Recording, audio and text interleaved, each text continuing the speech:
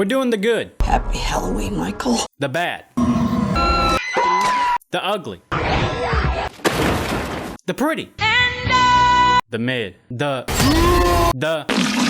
Today I'm ranking 10 final girls from the Halloween franchise. Let's get started. Number 10, Sarah. Why? She just doesn't do it for me. Useless. Annoying. Even in some of these bad Halloween movies, there's something in there that keeps you grounded. Whether it be a bad movie, good Michael. Bad movie, good final girl. Halloween Resurrection for that for me has nothing. Let's go back to the days of 2002 with dial-up internet. Do you really expect me to believe that old Romeo over there on the other part of town, while his mom's on the phone with her girlfriends talking about, oh, I met this hot guy at the bar, I'm gonna get plowed tonight, trying to get some All jokes aside, Sarah to me really blends in with the rest of the cast, and that's really a problem. Take away the horror cliches, the sexual antics, the dumbass Dangertainment storyline, she spends a lot of time running. And if it wasn't for Buster Bust, she probably wouldn't have survived. With his kung fu antics. Trick or treat mother. One thing I've always wondered too, instead of going back into the house or that little side apartment where they have the cams and stuff set up, the monitors, bitch, go outside. Run down the street. You're good. I can't half blame the character. Bad writing, bad movie, mediocre acting. Improve the script, make her character do something more meaningful. But enough with this what if scenario. We can toss this trash bag in the can. Next. Number 9. Laurie Strode from Rob Zombie's Halloween 2. Rob Zombie's 2007 Halloween 1 was the first Halloween movie I ever saw in theaters. And even after all this time, I can still enjoy that movie. There are some big cons in it. He runs around like a little bitch. But overall, it's not half bad. And then comes Halloween 2. When it comes to Laurie, I expected a film where they're going to deal with her PTSD. Probably depression, aggression. Dealing with the trauma was going to be a big part of this movie.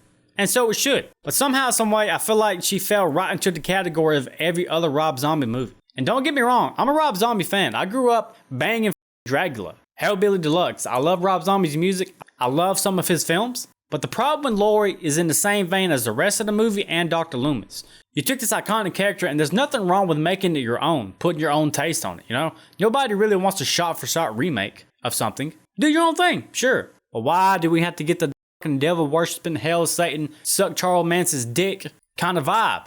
Especially with Laurie, especially with Loomis. But that's another day. We're talking about Laurie. The whole hell Satan fuck you vibe and her just being an absolute bitch to everybody she cares about. Annie was her best friend who also survived with her and is going through the same things as her, which Annie in this film is obviously handling this trauma and PTSD a lot better. Brad Dourif, Sheriff Brackett, took Laurie in as his own. But instead, she's just like, f*** you motherfuckers, f*** you Annie, f*** you Brackett, f*** you Loomis, f*** you Michael, f*** you this, f*** you that, f*** your mom, f*** your dad, f*** your uncle, f*** your sister, f*** your brother, f*** your cousins. It got old really quick. But the reason I put this above Sarah is towards the ending of the film, when Annie gets killed, you do get a glimpse of that once was Laurie when she was carrying back to the roots of what she was before she had to go through this transformation. Don't get me wrong, there's nothing wrong with her lashing out in anger about the things that have happened. I would too. I would expect anybody to. But you're talking about beating a dead cow to death? Speaking of cows. Like, cow! What? Cow!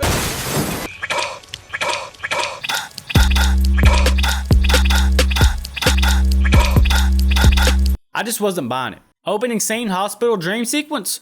Great. End scene with Laurie? Not bad. Even if they was going to portray H3, if it ever got made, as Laurie taking the torch or being the next Michael or just being completely psychotic at this point, I would highly prefer that over this f*** your mom, f*** your dad, f*** your uncle. You know what I'm saying here? Come on. Number 8, Molly. H2O always fluctuates in my list. I used to like it a lot more than I do now. Great elements about the movie, but one thing about Molly is I feel like she's a side character in this. I mean, of course, Laurie Strode is going to be the main focus, but also her son, John Tate. So really, there's not a whole lot of room for a fourth person. You got Michael to focus on, you got Laurie, you got John, their story. So having a girlfriend there, it felt like a smooth way to introduce Molly. And you have those iconic scenes recreated, like Molly seeing the shape out the window, stalking, just like Michael did to Laurie in the 78 film. But when push comes to shove, she didn't have a whole lot of room to grow, or she didn't have a whole lot of room to actually do anything meaningful to make her stand out. I honestly wouldn't have minded if Molly's character would have made it into Resurrection and they went with that angle somehow. That would have been cool. Number 7, Cara motherfucking Strode. Cara to me is a really underrated final girl in the Halloween franchise. I know most Halloween fans don't like the H6 movie, The Curse of Michael Myers. I get that. To me, it's a guilty pleasure. I love H6. I don't like the cult angle. But Michael in this, the atmosphere, like the Halloween atmosphere, man, it's off the chain. The one thing people always overlook with Cara is the fact that not only did she have a small showdown with Michael by herself, but she had to overcome the death of her mother, her father, her brother, all while trying to protect Danny from Michael. In terms of dealing with bullshit, this whole cult is after him. She had to deal with more than a lot of final girls on this list. And then Paul Rudd, aka Tommy, comes in and saves the day at the end of the day, but still doesn't change the fact that both of them still had to work together to save not only her son, but the baby as well. She wasn't scared to go in that house to save her son and face off with Michael. She got it done. You packed all them layers together, Cara gets points from me. Number 6 is Laurie Strode from Rob Zombie's Halloween 1. Now normally I would just put these together, but there is such a huge jump in character between the first one and the second one. I feel like it's just, I cannot put them together. If I had to, this would probably be a little bit lower. Scout Taylor Compton did her own thing. And that's what I love about this character. She's your typical teenage girl living in your typical neighborhood until the bad shit happens. Much like in the first one, she does a lot of running to the very end where she decides, fuck it, I'm not running anymore. And she decides to face Michael until Michael Goldbergs her off the balcony. And then guess what? Pew pew! Kablaka. Boosh! She makes the executive decision to shoot Michael in the head, which was very, very smart. Props to you. I feel like she brought a lot of fresh energy when it came to the franchise. If you look at it this way, coming from Halloween Resurrection, Laurie Strode, where you had very minimal screen time, and then just kill her off, was kind of a slap in the face for the audience. So having this new actor recasted to retell a brand new story about Michael Myers, Laurie Strode, Dr. Loomis, I feel like she fit perfectly. Number 5, Cara Nelson, Laurie Strode's daughter. In the 2018 film, when I first watched it, she kind of got on my nerves, I'm not gonna lie. We all knew what was gonna happen. Mike was gonna come back, and there has to be one person in the film that is just in complete denial about it. And unfortunately, it had to be Karen. We heard repeatedly, oh, my mother's crazy. Michael's never gonna come back, get real. The world's not a bad place, it's full of love and flowers. Really, Karen, come on. But what really sold it for me is when push came to shove and Michael came to the house. And they had to face off with him. She was playing the victim. You know what I'm talking about. Said, Mama, I can't do it. And then she's like, gotcha, bitch. I love that. That switch of demeanor. And then in Halloween Kills, she takes it a step further. Saving Allison from Michael in the house. Taking Michael's mask. Luring Michael Myers to the mob. And then finishing him off with the knife. It takes a lot of balls to do that. Her character arc turned out for the better. I really love what they did with the character. But you know what, Karen? It wasn't enough. Number 4 is Allison. Allison has a few different character arcs in the Blumhouse series. In 2018, she did play the granddaughter role, but her interactions with Michael, I love it. It all starts with that scene with Sartain's taking the wheel, dragging her and Michael in the backseat of that cop car, tricking Sartain into saying Judith, even saving Laurie Strode by stabbing Michael in the hand. And then it comes to Kills, where she's actively hunting down Michael Myers. Could you imagine in the films, a lot of victims are running. Allison's going towards that motherfucker. She wants blood. She wants to smoke. I love her climax scene when Romeo dies in the house and Karen comes to save her. Do it! Great scene. Great scene. But in Halloween Ends, as much as I have a love-hate for that movie, I feel like Allison really shines.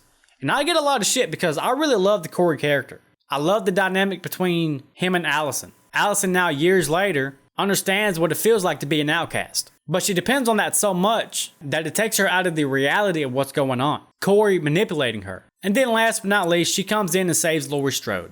And they kill Michael Myers off once and for all. Say what you want to about Allison, but Allison and Laurie did kill Michael. Really love this character, and it's nice to watch her out of any of these films. Number 3, Jamie Lloyd. Danielle Harris playing Jamie speaks for itself. Imagine being a child actor and putting on a performance like this.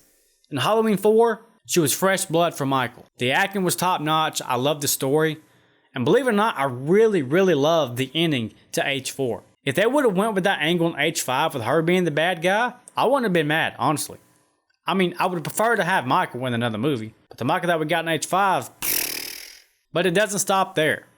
As much as I despise Halloween 5, I don't enjoy almost anything of the movie, I enjoy Jamie. And she has a pretty powerful performance running from Michael Myers in that house. The cat and mouse game. There's no way I would ever call her overrated. She made her name in horror. She deserves the title. She didn't deserve to go out like the way she did in H6. But Danielle Harris 4 and 5, Jamie Lloyd, phenomenal. It's excelente. Number 2, this is where the hate comments are going to come in. Do I give a fuck? Nope. I know a lot of people are going to have their panties in a twist, but calm down. It's okay. I love Laurie Strode. To me, she is the Scream Queen, the final girl. She's not my favorite final girl of all time. That title will probably either go to Sydney from Scream or Sienna from Terrifier. But Laurie Strode, if you break things down, Laurie Strode really doesn't have a solid run. There's a lot of different versions of Laurie Strode throughout the timelines. So let me break those down for you.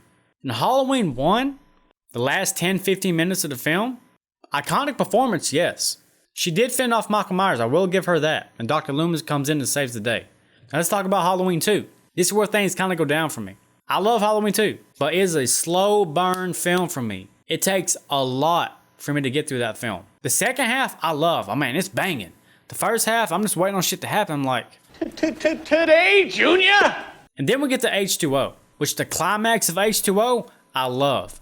I love the score, the scenery. I love her acting. That's top-notch shit. It feels like Jamie Lee Curtis is playing Jamie Lee instead of Laurie Strode. But I also really love the second half of this film as well. Now let's talk about Halloween Resurrection. Do we even need to talk about it? Laurie Strode comes back, insane asylum. Killed off in the first 5 minutes. Is it memorable? No.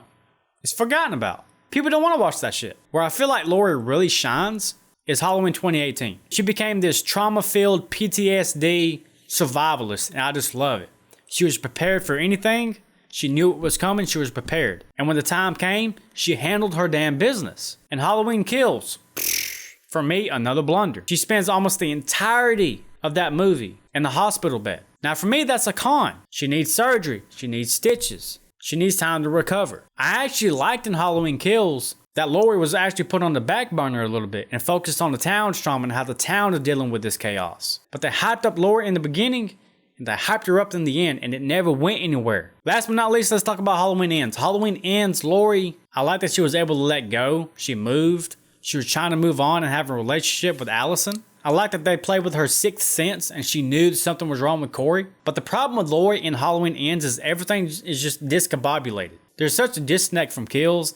And then you got the Corey angle and then Allison. But the pieces of the puzzle just don't mix together well. But I do love that Laurie did get her happy ending. She has a love interest now. And that's something that they did build upon from Kills, which I'm glad they did. My number 1 pick is the beloved Rachel. It took me a long time to like Halloween 4. When I was a kid, I was like, man, this ain't it. I mean, I never disliked Halloween 4. I just thought it was mid. Now, Halloween 4 is high on my list. And Rachel really contributes to that. The introduction of the character of Rachel, man. You know, she was this kind of selfish teen at first, dealing with this new life of having this adopted sister. But then she finally pulls through and puts her life on the line multiple times for Jamie. And she never stops doing that. And one thing I love in Halloween 4 is when Michael attacks that truck and he gets thrown forwards, she makes the decision to run that motherfucker over. I mean, they could have ran. They could have been golden. They could have been gone away from the danger. But she's like, nah, you know what? I'm sick of this. I'm going to make sure you're never going to hurt Jamie again. Don't even get me started on what they did to her in 5. I was like, it's time to kick ass and chew bubblegum. And I'm all out of bubblegum. So there's my list, ladies and gentlemen. Number 1, Rachel. Number 10, Sarah. Let me know if you agree. Let me know if you disagree. Drop it down in the comments. Let's make this a thread. I love talking to you guys. I read every single comment. So if you're in the comment section, I'll see you there. Thank you guys so much for watching. I love you all. Until next time. Adios.